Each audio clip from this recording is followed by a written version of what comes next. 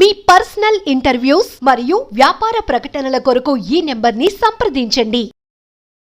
నమస్తే, welcome to మనం TV. నేను మీ ప్రియాంకారావు. ఏ రోజు మనతో పాటు ప్రముఖ పొలిటికల్ అనలిస్ట్ డివి శ్రీనివాస్ గారు ఉన్నారు. వారితో మాట్లాడదాం. నమస్కారం సార్. నమస్తే సార్, అల్లు అర్జున్ కేసుకి సంబంధించి రోజుకు ఒక చిక్కుముడి విడుస్తుంది.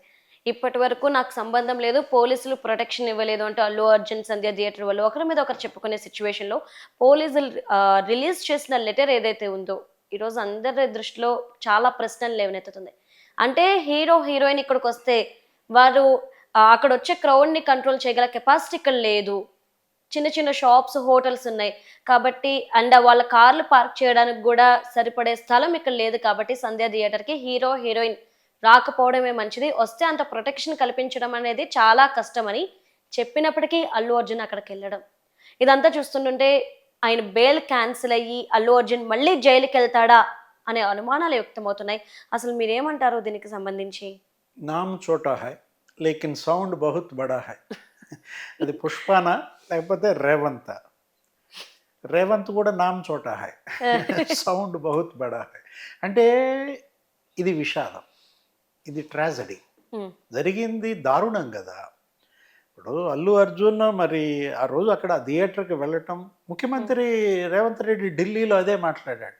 ఆయన చూడాలనుకుంటే ఆయన స్టూడియోలో చూసుకోవచ్చు, లేకపోతే అసలు హోమ్ థియేటర్లో వేసుకోవచ్చు, లేదు ప్రేక్షకుల మధ్య ఉండి చూడాలి, ఆనందం వాళ్ళతో పంచుకోవాలనుకుంటే దానికి వేరే మార్గాలు ఉన్నాయి.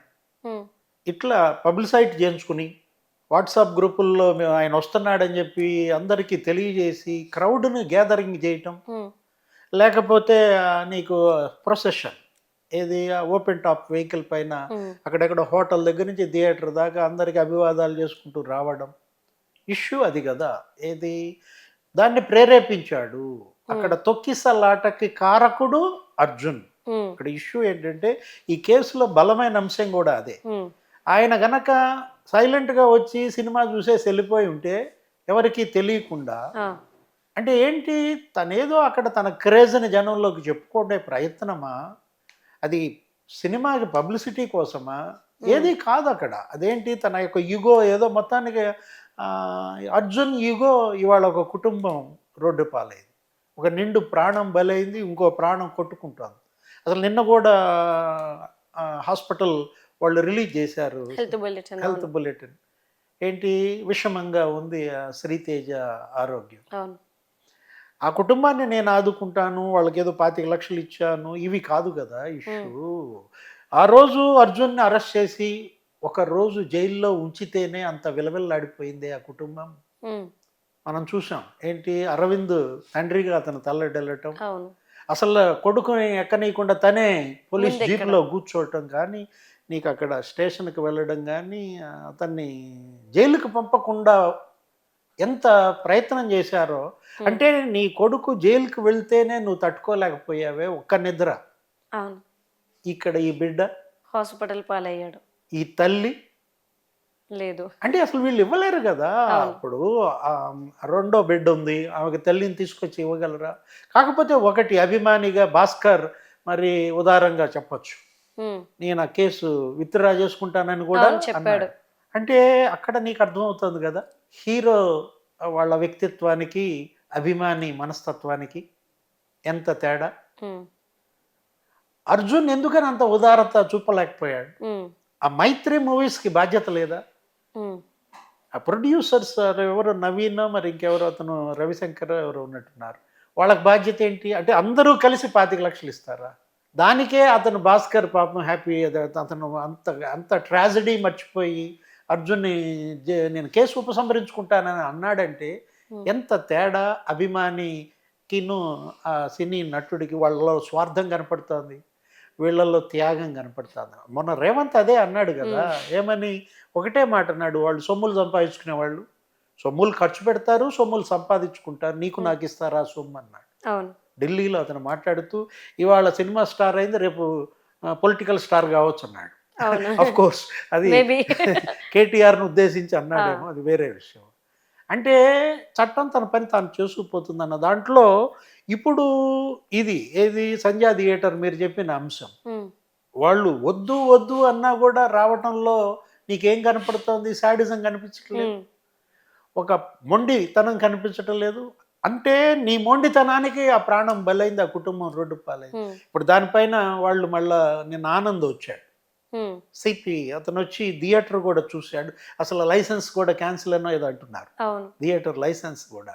అంటే ఒక థియేటర్ మూల్యం చెల్లిస్తుంది. 44 సంవత్సరాలుగా నడుస్తున్న థియేటర్ ఈ రోజు మూల్యం చెల్లించుకుంటుంది. అంటే నేను 20 సార్లు అందులో సినిమా చూసా, 30 సార్లు సినిమా చూసా అని చెప్పగానే సరిపోదు కదా. ఇది ఈ విషాదం అర్జున్ కుటుంబాన్ని జీవితాంతం వెంటాడు. అంటే ఈ విషాదం, ఈ ట్రాజడీ ఇది మాసిపోదు అనమాట. ఇది ఎప్పటికీ వాళ్ళ గుండెల్లో కలుక్కుమనేటటువంటి అంశం. ఇప్పుడు అర్జున్ బెయిల్ రద్దు చేయమని వాళ్ళు కూడా కోర్టులో పిటిషన్ వేస్తున్నట్టున్నారు. అంటే ఏంటి, తొక్కిసలాటకి కారకుడు అతనే కాబట్టి ఇక్కడ మరి ఆ కుటుంబానికి న్యాయం చేయటమే కాదు, లా అండ్ ఆర్డర్ ఇది మళ్ళీ పునరావృతం కాకూడదు. సార్, అంటే ఇక్కడ నాకు మరొకటి ఏంటి అంటే, పోలీసులు వ్యవహరిస్తున్న తీరు ఒక విధంగా ఉంది, ఫ్యాన్స్ కూడా అల్లు అర్జున్ తప్పు చేయలేదు కావాలని కేసులు పెడుతున్నారు అనడంలో ఓకే, అభిమానులు కాబట్టి ఈ విధంగా వాళ్ళ అభిమానాన్ని చాటుకుంటున్నారు అని కూడా మనం అనుకోవచ్చు. కానీ కేటీఆర్ కూడాను స్టేజ్ మీద అల్లు అర్జున్ తెలంగాణ సీఎం అన్న డైలాగ్కి సంబంధించి దాన్ని పొలిటికల్గా ఎలా టార్గెట్ చేయాలో, దాన్ని పట్టుకొని రేవంత్ని ఎలా కించపరచాలో అనేది ఆలోచిస్తున్నారు. కానీ ప్రతి ఒక్కరు ఎందుకు బాధిత కుటుంబం గురించి ఆలోచించట్లేదు? అంటే ప్రభుత్వం మీద బురద జల్లడానికి, నాయకుల మీద బురద జల్లడానికి, అభిమానం చాటుకోవడానికి మాత్రమే ఇన్సిడెంట్ కనిపిస్తుందా అల్లు అర్జున్? ఎందుకు చిదిలమైన వాళ్ళ కుటుంబం గురించి ఎందుకు ఆలోచించట్లేదు? ఎందుకు ఎవరు కూడా మాట్లాడట్లేదు? అంటే ఇవాళ అర్జున్ ఫ్యామిలీకి సౌండ్ వినపడింది, అవును, రేవంత్ సౌండ్ బహుత్ బడా సౌండ్ వినపడింది. ఇప్పుడు రేపు కేటీఆర్కి వినపడాలా? ఇప్పుడు అర్జున్ నీకే కాదు, రేవంత్ సౌండ్ నాకు కూడా వినిపిస్తే బాగుండు అనుకుంటున్నాడు.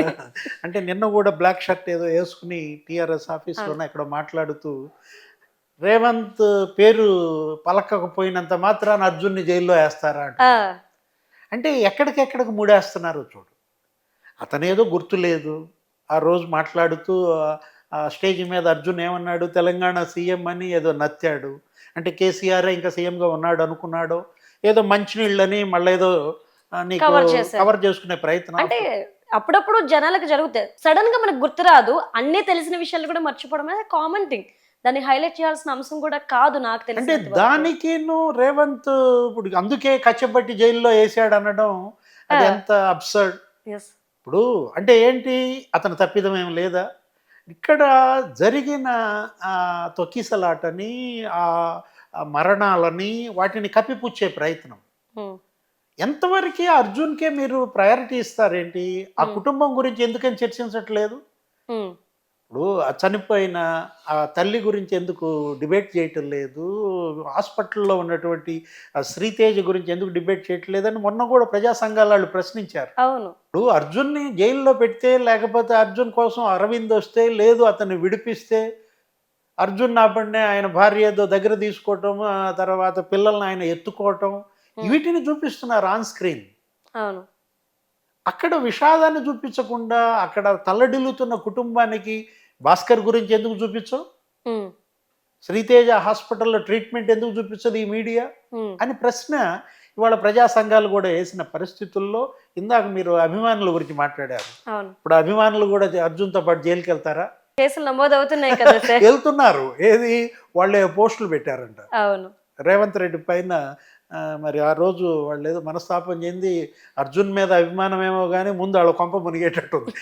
ఆ పోస్టులను అడ్డం పెట్టుకుని ఇప్పుడు వాళ్ళందరినీ స్టేషన్లకు పిలిపించడం, లేకపోతే జైళ్ళకు పంపించే ప్రయత్నం జరుగుతుంది. ఇక్కడ ముఖ్యమంత్రి అతను రేవంత్ రెడ్డి కాదు.